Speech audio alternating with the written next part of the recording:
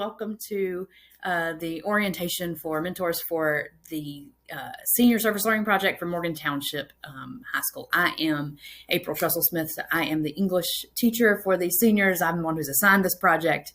We are so glad that you have agreed to help us to be mentors for our students. I think the mentors are very important because you are going to help them think how to be professional, how to network, how to turn things they know into things they can do, and show that they know not just how to be a good student, but how to be a good citizen of the world. You are going to be what makes this project not just another project, another box they're checking, but something meaningful that they'll remember forever. So I appreciate that. I appreciate you for your willingness to serve in that way. If you have any questions, email me, call me. I'm happy to answer any questions that I forget to answer in this video or additional things you realize you need to know. So again, thank you. And here we go.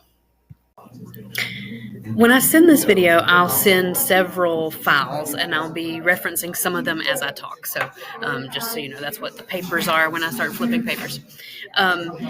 In this first section, I just want to go over the expectations for mentors, which you've all gotten in this letter, this mentor letter. It's laid out everything, but I just want to kind of quickly go over those expectations and the time commitment. So I'm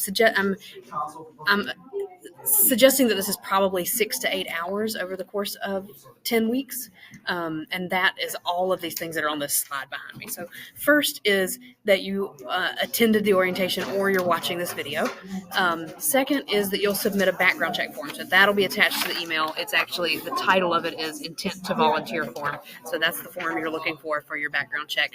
I will let you know the deadlines for that, when I need that, so that I can get you a background check before you're meeting with students. Next, you have meetings with students. Those dates are on the form here, but there's some flexibility in this. One of the things that came out of conversations with mentors was that they wanted more.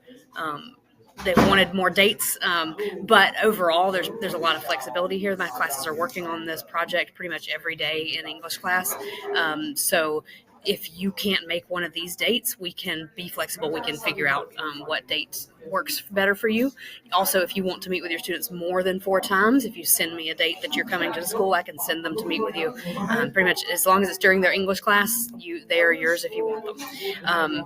These meetings will be 30 to 45 minutes each, and they'll be during the students' English classes. So those times are listed on the document with the groups. Each group they're either in they're in one of my 3 English classes, so their meeting time will be determined by when they have English class.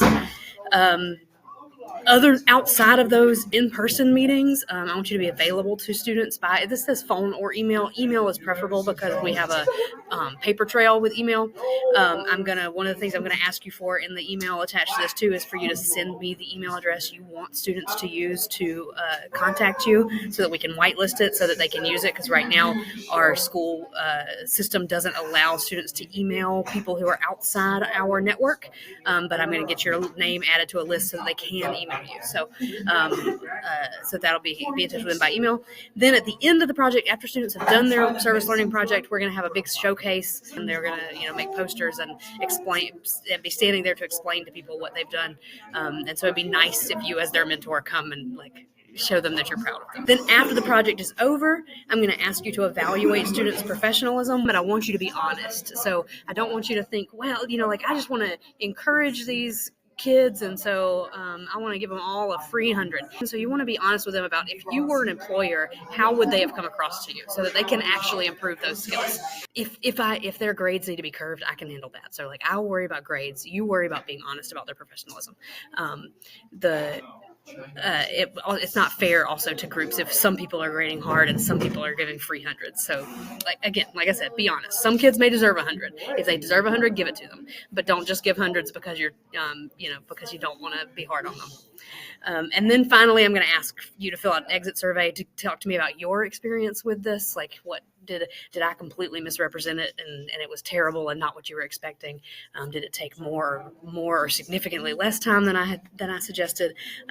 Things to help me make the program better for recruiting mentors next year. And like I said, some of the changes I've made this year came out of that conversation with mentors from last year. One new thing I'm doing this year, because I would really like that showcase to just be celebration. I want the students to be proud of what they've done, showing it off to you and to the community, is that instead of grading them at that showcase, I'm gonna grade them doing formal presentations of their work during the finals period for their class.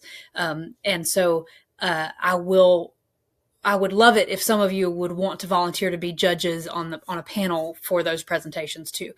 It would be in a different class period from the class that your group is that you're mentoring, so that you would get to see some other projects, and so you're not judging the group you mentored. So more information about that later, but that's this optional judging panel that I'm doing. All right, so the next part of the video is a really brief overview of what the students are doing during this time. So the main point of this obviously is I want you to know what you're doing, but I think having a little bit of background on what the students are doing will be helpful. So that's our next part of the video. All right, very briefly, the project for the students. First of all, this is a capstone project for their high school career. So the goal here is for them to get to show us everything that they have learned and how they can put it to use. It focuses primarily on professionalism and work-ready skills. So I tell the students this is their chance to show us that when we turn them loose to the real world, they are ready, right? That they are ready to go out into the world and be adults. The number one set of skills that we're focused on in this project are professional skills. So are they ready to go out in the world and be professionals? And that's why the mentor, you as a mentor are important, because you are really their guide to the professional world. So what are they, what does it mean to act professionally? How do we keep them on task with follow through, with clear communication, just with knowing that success isn't the marker of professionalism necessarily. It's okay to fail, but it's about how you communicate through failure and how you respond to failure that makes you a professional. So number one, professional skills. Because this project, this capstone, is embedded in their senior English class, we're also going to cover English standards. But the English standards we're covering are the communication standards. So they are reflecting, they are communicating, they are explaining, they are presenting, right? So what are they learning? How are things going? What did they do? Just their ability to communicate that clearly. That's the English standards that are being tested.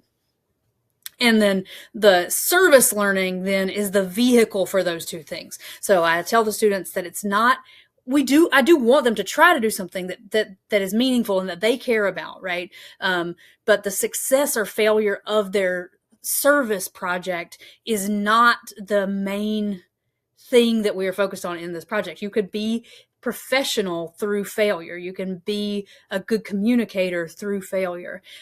So it's okay if they start off with a bigger idea than what they end up with. It's okay if they keep hitting roadblocks. They can't get scheduled. They can't, they find out the kinds of challenges that we adults face in the professional world get in their way, because they have this limited time frame. As long as they are constantly trying to figure out their way around those roadblocks, if it ends up in the end that they just couldn't find a way around those roadblocks, it's really about how they behaved in that scenario and how they communicate that's going to be the main thing for their grade. But service as the vehicle for that is important to me, because I've told them, I think I said in the beginning of this video too, that I, as a teacher, want students who leave my classroom to have spent at least a little bit, at least in this case, 2 months, thinking outside of themselves, thinking about somebody who's not themselves. And so I chose to use service as the vehicle for this. So now, a service learning project, that's what's on this slide back here. Service learning project really has 4 phases. I'm adding on the 5th phase because of our focus on professionalism. So that first phase framework, that is their group work skills. So do they bring to group work? Good experiences, bad experiences, strengths, weaknesses. How can they behave together as a group in order to pull off this big project and to do well? And so during that framework phase, they'll be doing skills inventories. They'll be making a group contract. They are going to decide what is the mechanism for firing a group member if somebody is just not pulling their weight at all. How do you work your way through that process? And what are the things they all are agreeing to do?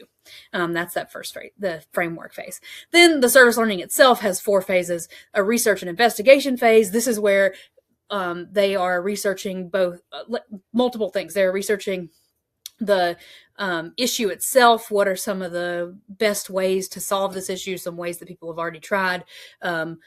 They are researching possible community partners. So if we want to focus on this issue, who are the organizations or people in Valparaiso, Porter County, Indiana, who are already doing this work that we could partner up with, who might be able to tell us what something useful we could do to support their work, right? So they're researching those organizations. They will also be researching timelines, right? So if we want to present to the school board, how far in advance do we have to get on the agenda?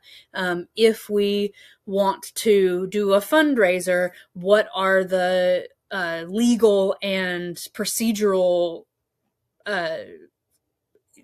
processes that we have to go through to be sure that we're handling the money well, those kinds of things. So researching what it will take to make their vision come true, and then maybe deciding to shift based on whether they actually have the time and the wherewithal to make those things happen. The planning phase, that's that research, when that research starts to shift to a more firm idea of exactly what kind of project they want, then the planning phase takes over from there, and they actually plan what the project is. What are we going to do? When are we going to do it? Who are we going to recruit to help us? All of that kind of stuff. So basically getting a firm plan in place. That plan has to be approved by me before they can start working on the thing. And I'm going to be counting on you to help me push them. This needs to be specific. They can't just say, we're going to pick up trash. I need to know what date they're doing it. I need to know where they're doing it. I need to know whose approvals they need and that they already have them, right? So they need everything in place already at the end of that planning phase before that will be approved.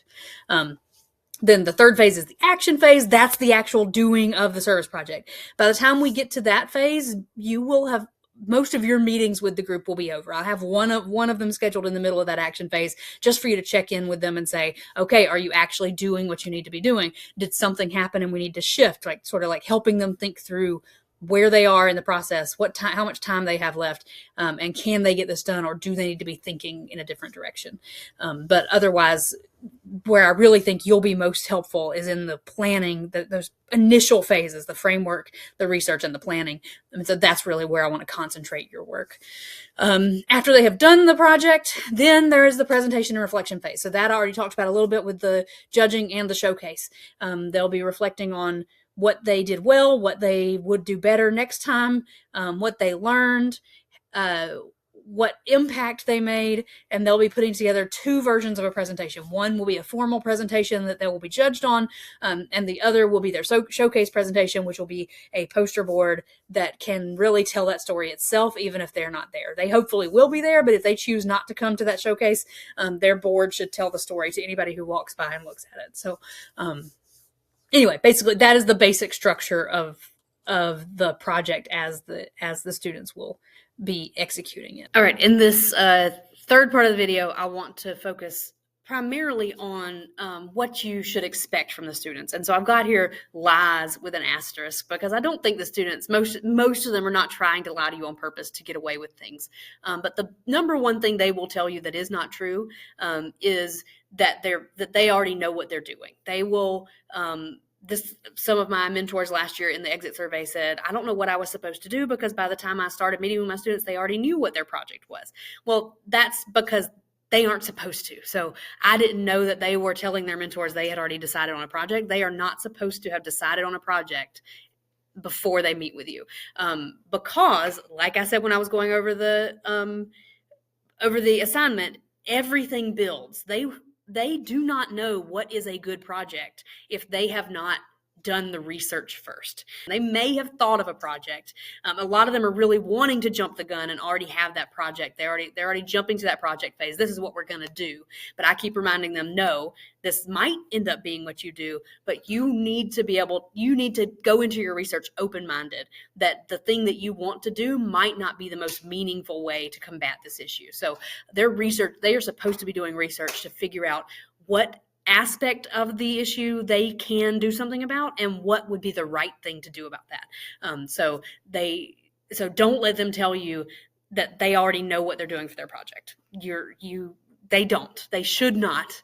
They really need to do every phase of this project and give every phase full focus and full ability to change their minds and change their perspective.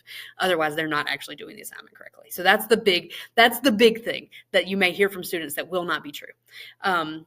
One of the other documents I will have sent you is this list of previous projects. This was the big topic that these students started with.